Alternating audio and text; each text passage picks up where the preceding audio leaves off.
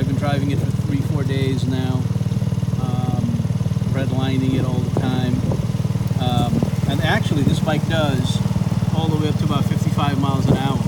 So basically it can max out the entire yellow portion of that speedometer. Of course the white and the red, that's kilometers per hour. So this bike's pretty nice, man. Smooth, everything's cool.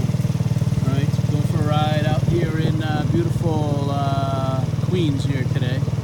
I'm going all the way down by Long Island, coming back. That's it, man.